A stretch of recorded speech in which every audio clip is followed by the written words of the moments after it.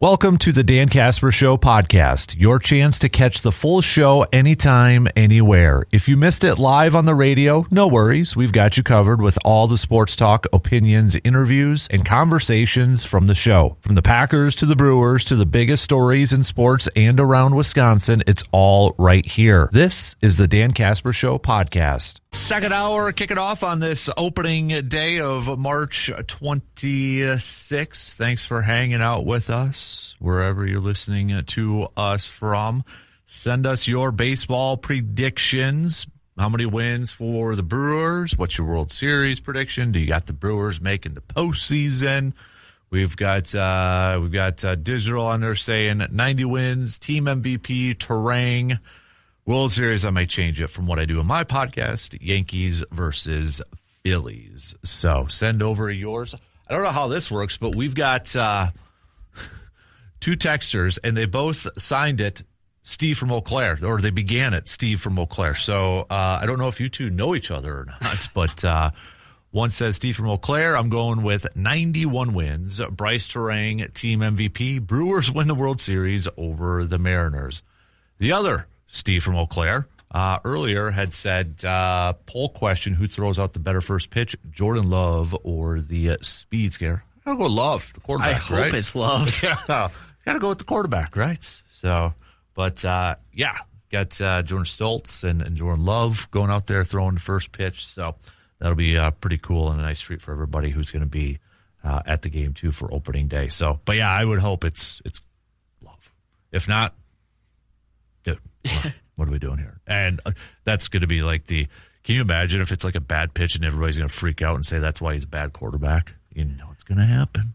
It's going to happen. ESPN would do something like that. Probably, yep. Or it's still the Packers fans who are not Jordan Love believers, too. So keep those coming. It is a Takeover Thursday, so if you've got a good Takeover question that you want to throw over to us, hey, do it. All right, text it on over, 715-830-1912, or hit us up on the video stream in the section 105. Plenty of baseball talk coming your way here. How's your bracket looking, though, by the way? Is it a sore subject right now? It's awful. Okay. Which one? Both of them? All of them? All of them. Yeah. I see it. Every year I try to predict the upsets that happen. Yeah. And usually I get a couple right. This year, every upset I predicted didn't happen, and every upset I didn't predict happened. So, yeah, it's pretty rough. In one of my bracket challenges, I have two submitted, and one of them's last, and the other's ninth. I've got your ninth one right now. I'm looking at it right now on our website. So, hey, you don't. I was going to say you have all your final. You don't, because you had Florida in the national championship. So, I'm feeling good about mine yet still. I got all my Final Fours. I got to remind myself what it is. UConn, Illinois, Arizona, and Michigan, and Arizona over UConn. So I need tonight. Yeah. You got to have an upset tonight. Good. My kid's in first place. Tied for first. That's incredible. No. He's beaten me the last 2 years, and he won it 2 years ago. I am going to go with this philosophy now. The youngsters don't overthink it, and they just go and pick, and that's how they do so well. Yeah, I think that's what it is. Because honestly, I shouldn't say that because he can name off. He plays this game now, where you have to guess the players. Like it's a clip of a baseball player with a swing, but they have him blacked out. And you have to guess who it is. And if you get, let's say, the division right or the position right, it'll tell you that, and it kind of narrows it down. He's rattling off all these dang names that I don't even know. He's more of a nerd than me at this point. But he's in good shape. He's got, I'm going to have to get him a special treat again if he wins. But he's got Duke, Nebraska, Purdue, and Michigan, and Duke over Michigan. So I like my Nebraska pick better. Yeah. I got Iowa, but I'm liking it. I'm liking it. So we'll see. The Duke is the interesting one for me. I could see them losing to St. John's. I want St. John's to win. I could see them losing to St. John's. Just St. John's is playing well. Duke's not lived up to all the hype in my mind, at least. I think if St. John's beats Duke, North Carolina, go out there and just give Pitino a crap ton of money to come coach North Carolina for 2 years or something like that. Come on, you got it. It'll never happen, but that would be awesome. Yeah, that would be. I'm just saying, the white suits for Rick Pitino would look really good at Carolina. So make it happen. Come on. That would be awesome to see. So, look at that. Nick finally chiming in. Nick, it's been a hot minute for crying out loud. The Brewers will win 7-2 today. Overall record, you poo-poo, 81-81, third in the division. I would love to say 92-70. First in the division, but I don't want to get let down by another Wisconsin sports team. World Series, it pains me to say, Dodgers, Yankees. You sorry little person, Nicholas. Seabaum, weird, overslept again today. I feel like that's more of a common thing. My topic of the day is, what Major League team are we sleeping on? Who's going to come out and be the Brewers of 2025? I don't know if anyone's sleeping on them, but I think the Mets are going to make a lot of noise this year. David Stearns has done a lot of good work there. So who is the Major League team that will surprise people this year? I think it's the Royals. I like the additions they've made on the pitching staff. They've got a good pitching staff. Their order's strong, and they move the fences in, so that always helps scoring runs. Mm-hmm.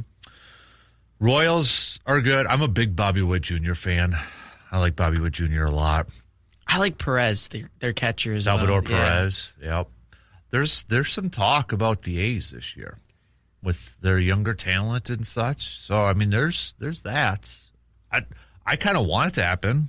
Yeah. I know they've been the brunt of the joke for a long time, but I kind of want it to happen. They played well down the stretch last year, had a winning record in their last 100 games. The AL Central is so weird.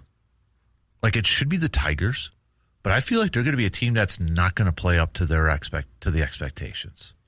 Yeah. Guardians, they're kind of like slow start last year, but then came on and still made the postseason. I like the Royals. I feel like if you were to ask me, give me a division that a team could go from worst to first, it would be the AL Central. Just because none of those teams impress me. Twins definitely don't. I mean, I'm not, no offense. I'm sorry. I know we got Twins fans. I'm not expecting a whole lot. Although I will say this is kind of, so the Pacoda projections, they've got the Twins finishing third, ahead of Cleveland and ahead of the White Sox. That one kind of surprises me a little bit. I think I'm going to go.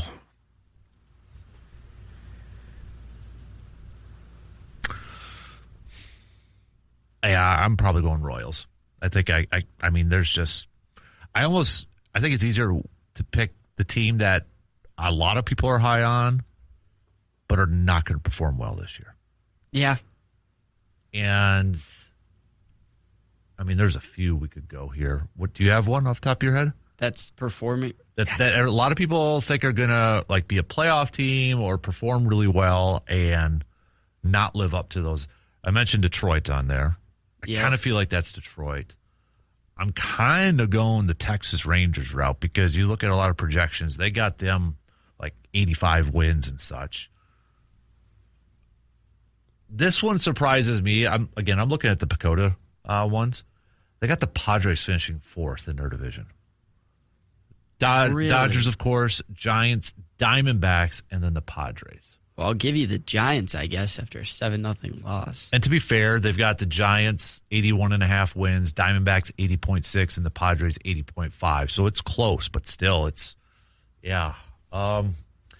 Pittsburgh, they're a little bit further down on. Pittsburgh was getting a lot of attention. I even saw one of the rankings had them at second in their division. I think they'll be better, but I don't think they'll be close to 500. I'm thinking like still a few games under 500. So they have to score runs to win games. Mm-hmm. So yeah, they haven't figured out how to do that yet. I might, you know what? This might be a little bold. I think I'm going to go Atlanta. as maybe being really talked about a lot this year. You still got the Mets and the Phillies in that division to compete with. And a lot of people got the Braves winning that division. I might, just to be different from everything else, I might go Atlanta as being the maybe a little overrated team this year. Yeah.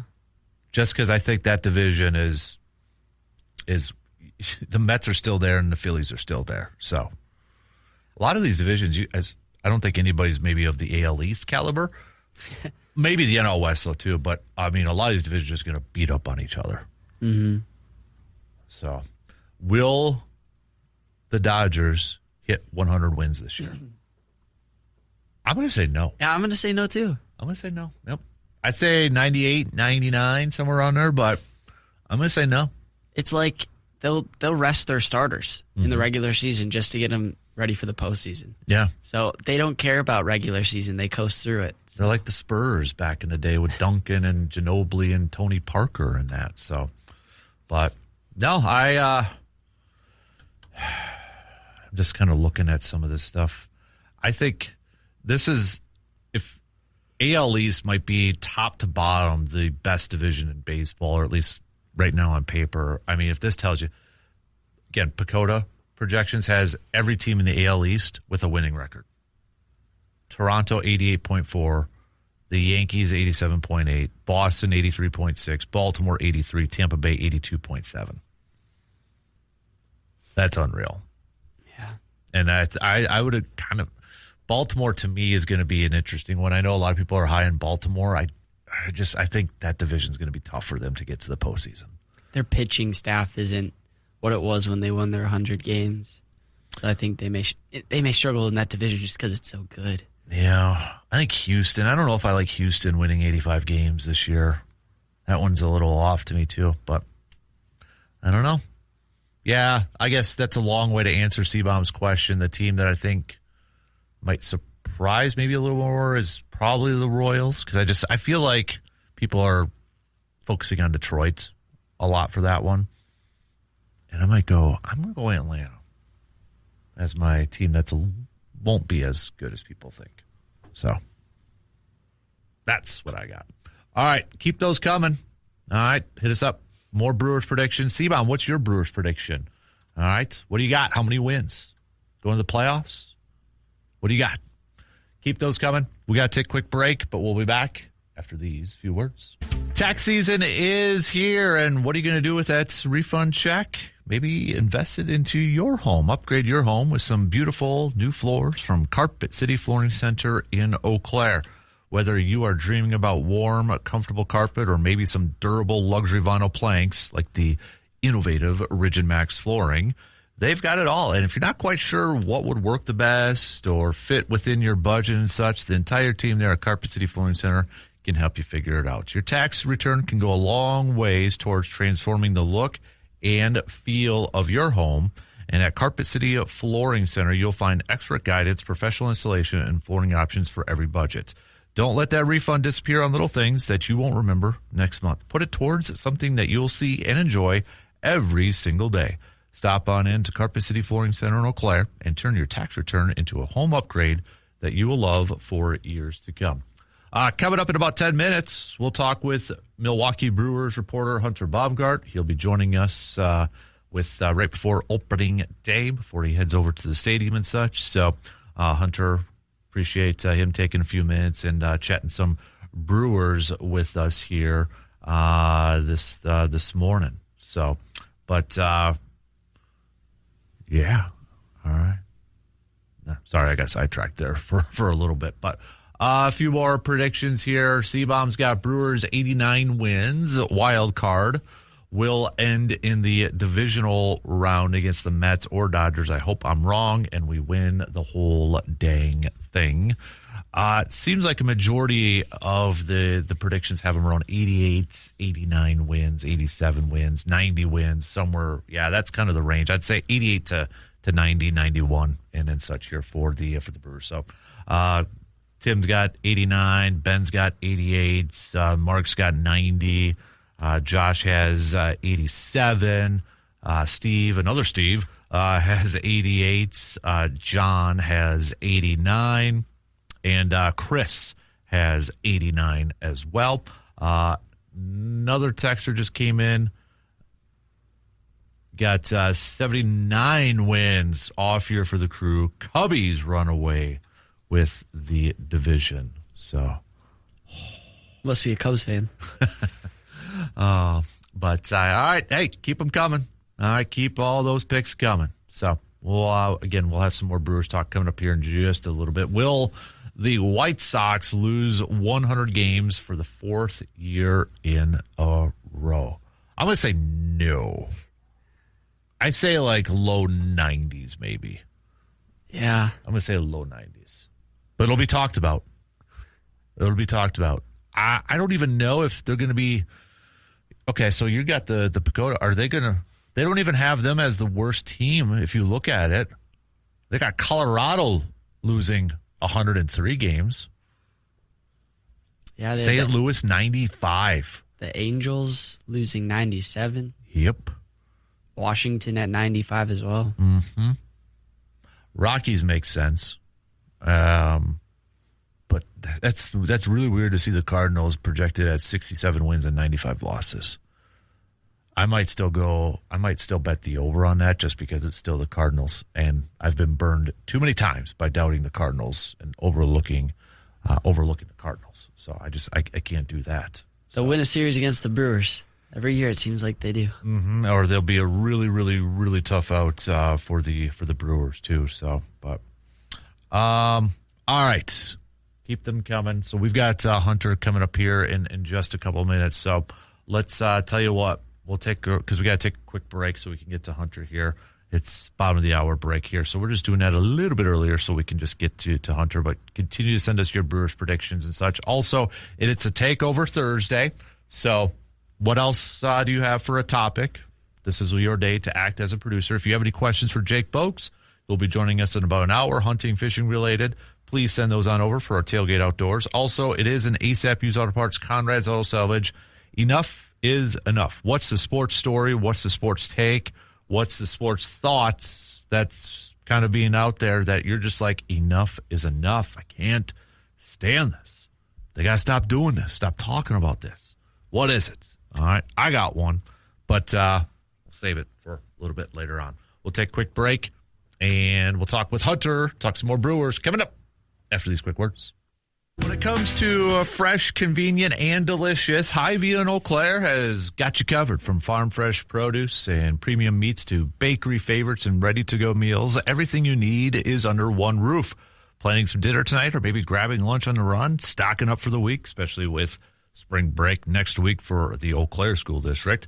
Hy-Vee makes it simple. A store that feels like your neighborhood market, just a bit bigger. Plus, with daily and weekly deals and seasonal specials, there's always something new to discover. Hy-Vee in Eau Claire, where there is a helpful smile in every aisle. Continuing our opening day Brewers chats, we bring along our good friend, Mr. Hunter Baumgardt, Brewers reporter for Fox Sports down in Milwaukee 920. Happy opening day, Hunter. How are you doing? Oh, I am doing great. The sun is shining a little brighter through the window this morning. The birds are chirping, and we're ready to rock and roll for another Brewers season. Excited to get it underway. Man, I don't know what it is. Even if you're not like the biggest baseball fan, I just feel like there's a different feel when it's opening day, Hunter. Like I feel like it just automatically puts you in a good mood, man. It does. It's different than, it's always, we always look forward to the first Packer game and the Bucks getting underway or the Badgers getting underway in whatever season there. But the opening day for baseball, it is different, I think, because you can connect to it on no matter if you're a big baseball fan or not, just in the fact that you can, it's kind of that sign, right? That summer is here, that we're getting past the winter, that the snow is going to hopefully melt soon, even if you got a couple feet, just a couple of weeks ago. So, yeah, I think that's kind of why it just feels like the hope is there, and you can see the light at the end of the tunnel. I think it's probably different for us in Wisconsin than it is, say, in Florida or, Texas or Arizona, where it doesn't have it's fun because baseball's back, but it doesn't have that same, visceral feel that you feel on opening day here. Absolutely. So let's start off. The Miz kid gets the opening day start today and such. What do you think should be maybe a realistic expectation for Mizorowski this year after the rookie season that he had last year? Yeah, I think it's going to be just building off of that, right? And being able to kind of, show what pitcher he is going to be, because now there are teams that have had a whole off season to go back and say, okay, how can we attack this guy? We know he's going to throw heat, but how can we catch up to that? And in some points, sometimes probably they can't, but depending on how fast he's throwing out there. But there is now going to be some more scouting reports, and he's going to have to adjust a little more. We even saw him have to do that a little bit after the All-Star game. He kind of went through the injury a little bit and struggled a little bit last month or so of last season, but then came back and was pitching really well in the postseason, which was awesome. So I think overall it is going to be, hey, can you start today and build off of last year? And it's going to, I don't expect him necessarily to go 7 innings today. They're going to be cautious with him, as they should, but with young pitchers, something to watch as well is how many innings they throw and how many innings they build up when it comes to compared to the last season. And you want to continue to build up and continue to put more innings on as you get older and older, but you don't want to do that, too fast either and risk injury. And so I don't think they're going to be incredibly cautious. I think if he's healthy, he's going to start every 5th day, but it's something to watch, especially late in the season. First full season in the big leagues is different than even last year. I know he came up in early June, but still, that's another 2 full months of major league throwing, and that's different than throwing in Nashville or wherever you are in the minor leagues. So it's going to be just watching him, making sure that's all things are well with health and all things are well with that arm. But boy, he has upside through the roof, and that is what's going to be so exciting to see this guy come out there every 5th day and just have. I think you look at him and you say, there's so much potential there, and let's see if he can put a full season together of reaching that potential.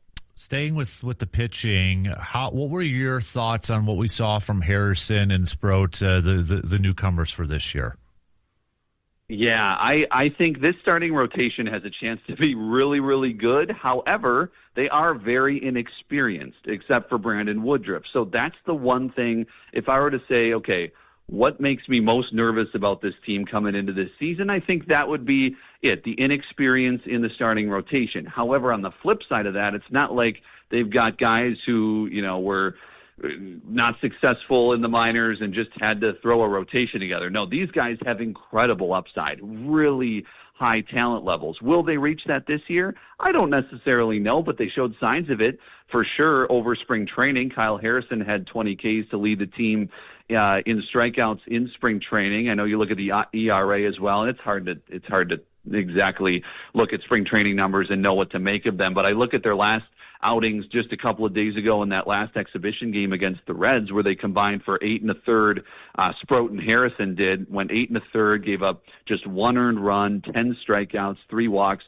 They're really good, and obviously it's an exhibition game, and take it what you want, but it's a great way to build and go into this season. Sproat only has about 4 starts at the major league level. Kyle Harrison made his debut in 23, so he's been around a little more, but being able to see what these guys do with the coaching staff of the Brewers and Chris Hook and the magic that they seem to be able to turn with these new pitchers into the organization is going to be exciting. And something to remember, too, they acquired Quinn Priester on April 7th last year, and Quinn Priester really didn't pitch all that well until late May. And that's when he went on that streak of they won like 19 games in a row that he pitched in, and he pitched really well through the summer months.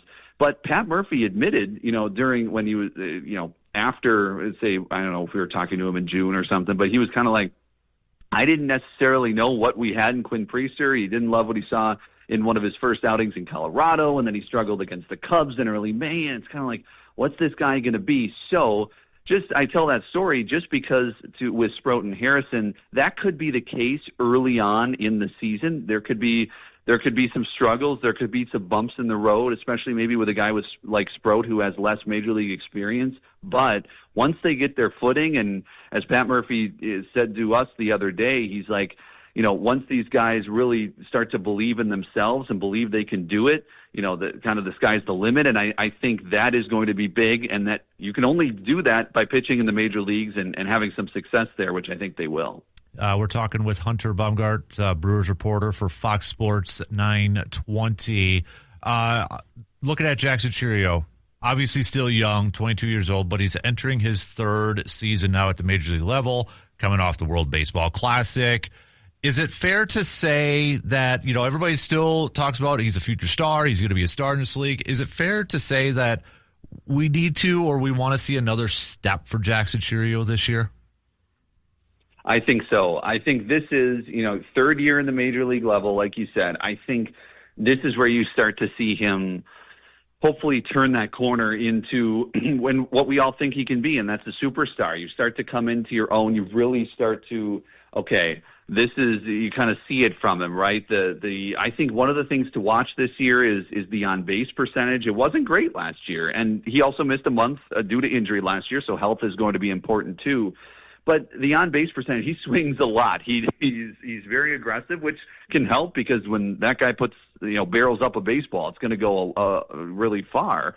But you also want him to maybe be a little more selective, and we'll see if that becomes true. I think that's kind of the next phase of his game to improve upon.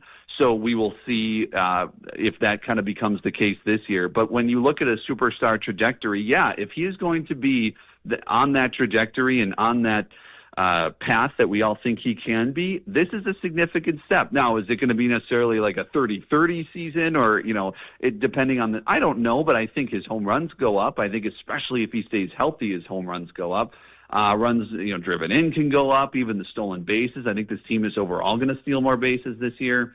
So when I take a look at all of that and say, I think Jackson Chourio has that path to a superstar, this year really does start that. You could even, the way Bryce Terang played in the WBC as well, he's another guy who I kind of see that as. Now, the expectation maybe isn't as high as Chourio. Chourio has, of course, he debuted so young, and he also has the contract associated with him, so the expectations are a little higher there. And so, hey, when this organization pays money, pays money to a player, there's more expectation. We've seen it with Yelich since he signed the extension back in 2020. But otherwise, I think Bryce Terang, you want to see a next step too, just because he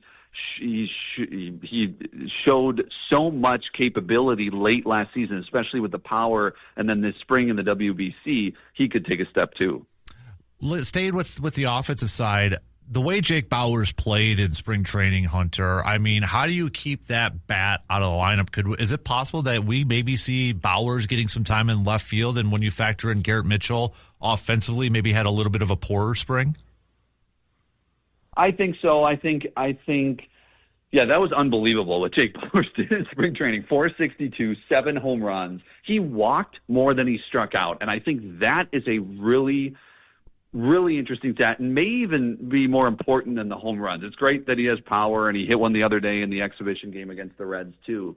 But to be able to walk more than you strike out, it's you want to have a good walk rate, and you want to have a good ratio when it comes to strikeout walk. But to walk more than you strike out, and yes, it's only spring training, I get it, but that means in some of what I've heard from him this spring training is he really wants to just kind of go out there and play and not think so much. He said he thinks he was kind of overthinking throughout his career and trying to change this and change that, and he's just kind of going out and using what he knows has worked in the past. And he had a good second half of the season last year, especially the last month or so, and he carried that into spring. And so, especially if he starts to carry that into opening day, into the first couple weeks of the season here, I think you will see them try to find a way to get his bat in the lineup, especially against righties, because I also am interested to see what Andrew Vaughn does. You could say, okay, it'll be a platoon over there at first base. If it's a righty on the mound, it'll be Bauers,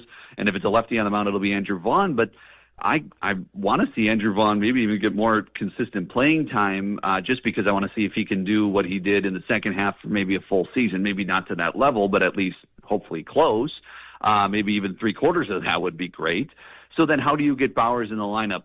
If you put him in left, then you put Churio in center, like you said, and Frelick goes in right. And then it becomes, okay, what about Mitchell? What about Lockridge, who made the roster over Perkins? I think for now, to start the season, if Bowers doesn't play left, then you're going to see a lineup of a kind of a platoon between Mitchell and Lockridge out there. Lockridge had a good spring, won a spot on the roster. Mitchell had obviously a bad spring stats-wise, but we also have to remember he didn't see live pitching for 7 to 8 months because of how long he was out, unfortunately. And I think it's going to take maybe a little bit to get his footing, and I think there's going to be a long leash there. I don't think the Brewers are going to be quick to make any moves with him quite yet.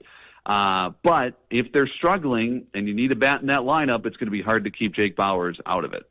Staying with the offensive side, do you think in the last two spring training tune-up games against the Reds, we kind of got an idea of what maybe Pat Murphy is thinking about for the top 4 hitters? Churio at the leadoff, Bryce Terang second, Contreras third, and Yelich in that cleanup spot? Yeah, it makes a lot of sense for him to go with that. I think maybe you could see the top 2 switch. It was funny. So we're in the press conference with Pat Murphy. I think it was before the game on Tuesday.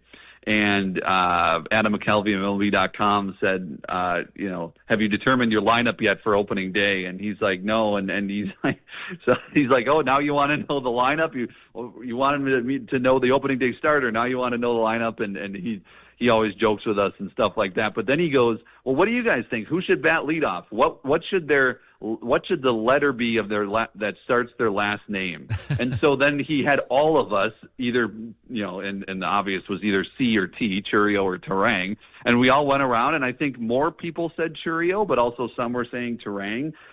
Shane Smith is a right-hander who's going today, so I picked Terang because I thought maybe he'd want a lefty out there. So I feel like he may go Terang or Churio. Someone else who and maybe I'll ask Murph at some point if it seems right, but Sal Frelick at the leadoff spot absolutely was raking last year. So as much and I get it because Churio and Terang are guys you want to be at the plate as much as possible, and so where do you drop them to? And do you really want one of those guys batting fifth, or what does that do with the lineup? I get that, and then you don't want 2 lefties necessarily back to back when it comes to Frelick and Terang at the top. So I get that, but that just made that lineup. It just seemed like it was deeper then, and I wonder if at some point he toys with that again. We'll see. But something kind of a wild card to maybe keep an eye on. I'm wearing my Frelick Timber Rattlers jersey, so I'm all about that with Salvatore at the top, man. So one more question for you before I ask you your prediction, but you asked a question to Pat Murphy yesterday, and I thought it was an awesome question, but you asked him, what exactly he looks for in players to determine if they have that, that factor or who will fit with his team. What made you ask that question or think to ask that question? What do you think about Murphy's response? Yeah, so when Pat Murphy what I've learned about him over the last couple of years in covering him is he really enjoys those kind of deeper questions sometimes, and we can get bogged down in who's going to play this position and who, why is this guy struggling and what do you love about this new pitcher and blah, blah, blah. And those are all meaningful questions, and we all want to know, and we all want to know why he does certain things, and that's our job is to ask those questions. But there's also some of those things that can go, unnoticed. And I've just noticed over the last couple of years, he's talked a lot about the who in the clubhouse, and meaning having the right guys in the clubhouse, having the right attributes of players in that clubhouse, having players that, and so I wanted to know what he meant by the who, right? He talked about it in the playoffs last year, when they were going on their winning streaks. It was like, how do you think you're doing this? And he's like, well, we have the right who in the room.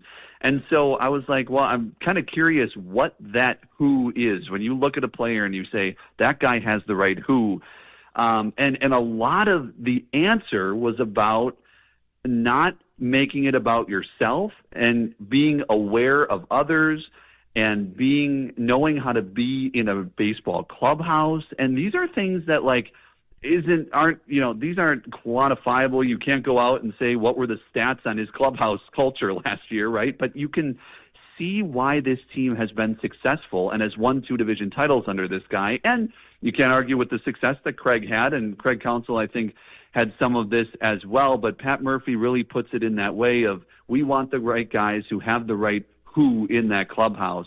And so a lot of his answer was about, just like I said, not making it about yourself, realizing that there's a bigger picture. And I think he really does a good job of getting his players to buy into that, to believe in that. But also, I think Matt Arnold and the whole organization looks for players that do that as well. So I think there's a mix there of, they're really in lockstep of getting the right guys in that clubhouse, because honestly, in my time covering the team, there's rarely been a time where I've went, oh, that guy doesn't fit this clubhouse, especially the last couple of years under Pat Murphy. All right, I got to put you in a spot. What's your season prediction? How many wins, and do they get back to the postseason, do you think? All right, so I do think they get back to the postseason. The great thing about this is they won 97 games last year. So even if they win like 7 to 10 less games, you're still an 87, 90 win team, and that probably gets you in the postseason. So I'm going to go 89 wins, and I'm going to get to the playoffs.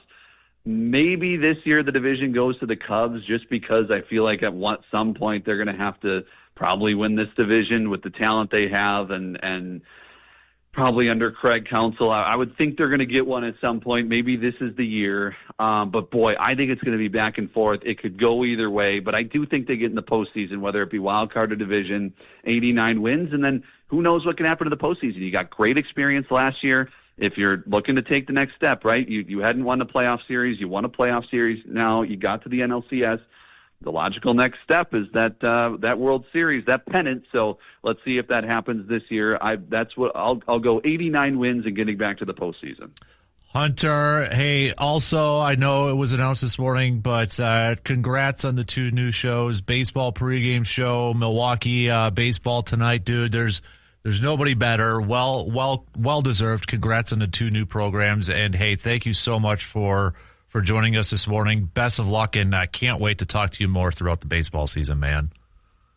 Oh, I so appreciate it, Dan. Thank you for the kind words, and thanks to everybody listening. I love covering the team, and we'll join you anytime, Dan. So, awesome. So reach out anytime. Excited to join you as this season goes through, because there's a lot of excitement, as there should be, for the 2026 Brewers season. Hey, nobody better, Hunter. We appreciate it, man. Enjoy today and enjoy the season. We'll talk soon, okay, bud?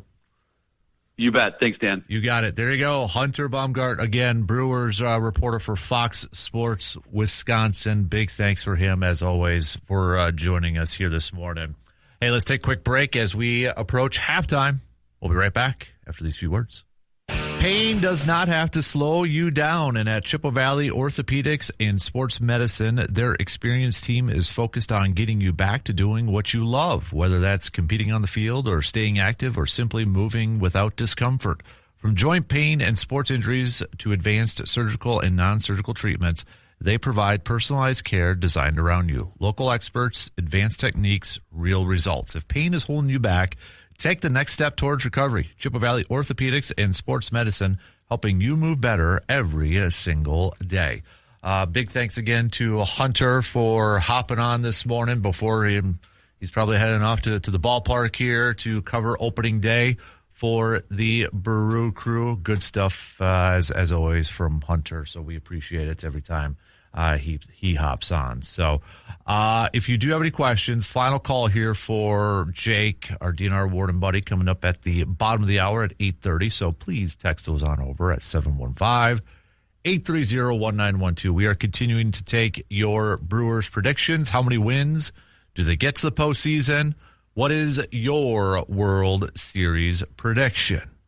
All right, send those on over. I know a few of you have chimed in that you are going to opening day and such. So, but yeah, all right, got some good comments on the video stream there for Hunter. I will pass those along to Hunter too. Solid dude. So, but you ready to make your predictions here in a few minutes for the Brewers? All right, we'll do that just past the top in turn. Put you on the spots, because if you get it wrong, there's penalties to this thing. So, but rest of you, please send those on over, and we'll get to that along with what's enough is enough. What is enough for you from a sports side. So I might as well say mine. Did you see the whole, or have you seen the whole Dan Orlovsky Mendoza, sort of thing? That's my enough is enough. This is where, I could give or take the Pat McAfee show once in a while. I do appreciate them calling him out, though, on some of that stuff. So it's like, okay, enough's enough there, Dano, with the whole, especially the Mendoza, what big games has he played in? I'm like, dude, really? That's what they said, yeah. Yeah, so I'm like, I have questions about Mendoza, whether, he can be a really good quarterback at the pro level. And I don't have a problem if you want to say Ty Simpson's better, but enough's enough with the reasoning of that he was kind of giving, the big games and that sort of thing. So that was just dude, don't double down on this now. You know what I mean? It's just, and I kind of appreciated McAfee calling him out a little bit on the air. Yeah, I appreciate the take, just because I personally I don't know if Mendoza is going to be good. I don't think he's, and we all don't really know that at that point, right? So I appreciate the take, but like you said, don't point at the tape, because Mendoza won a national championship for a reason. Mm-hmm. So Ty Simpson didn't do that. So right, I mean, you got, they beat Ohio State in the Big Ten championship game. They were down and they beat them. And then they went through the college football playoffs. I mean, for crying out loud, they were the only team that had a bye and won, which nobody did last year. And to go through the playoffs and the way they were winning those games, too, it's come on now. So, I mean, just pointing to the last game when he had that run into the end zone. I mean, look at the tape. I mean, right. He was good. Right. So, again, I don't have a problem if you think Ty Simpson's going to be better or that. That's not the issue. It's just, I think enough's enough with kind of the reasoning that, especially the big game stuff was just kind of no. So, oh, look at that. Nick's got us on the 65-inch TV. He sent us a picture of it. So, look at that quality. I like it, Nicholas. Thanks for sending that, man. So, all right. Shot clock is going to cut us off here. We'll get back to some more predictions coming up here past the top of the hour. Stick around. We'll be back after these quick news updates.